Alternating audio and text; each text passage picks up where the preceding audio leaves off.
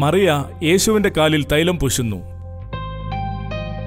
യോഹന്നാൻ 12:1 മുതൽ 8 വരെ, മത്തായി 26:12-13. യേശു മരിച്ചവരിൽ നിന്ന് ഉയർപ്പിച്ച ലാസർ പാർത്ത ബേഥാനിയയിലേക്ക് യേശു പെസഹായ്ക്ക് 6 ദിവസം മുമ്പേ വന്നു. അവിടെ അവർ അവന് ഒരു അത്താഴമൊരുക്കി. മാർത്ത ശുശ്രൂഷ ചെയ്തു. ലാസറോ അവനോടുകൂടെ പന്തിയിൽ ഇരുന്നവരിൽ ഒരുവനായിരുന്നു. അപ്പോൾ മറിയ വിലയേറിയ സ്വച്ഛ ജടാമാംസി തൈലം ഒരു രാത്രിയിലെടുത്ത് യേശുവിന്റെ കാലിൽ പൂശി തന്റെ തലമുടി കൊണ്ട് കാൽ തുവർത്തി. തൈലത്തിന്റെ സൗരഭ്യം കൊണ്ട് വീട് നിറഞ്ഞു. എന്നാൽ അവന്റെ ശിഷ്യന്മാരിൽ ഒരുത്തനായി അവനെ കാണിച്ചു കൊടുക്കുവാനുള്ള യൂദ ഇസ്കറിയോത്താവ് പറഞ്ഞു, ഈ തൈലം 300 വെള്ളിക്കാശിന് വിറ്റ് ദരിദ്രന്മാർക്ക് കൊടുക്കാഞ്ഞത് എന്ത്?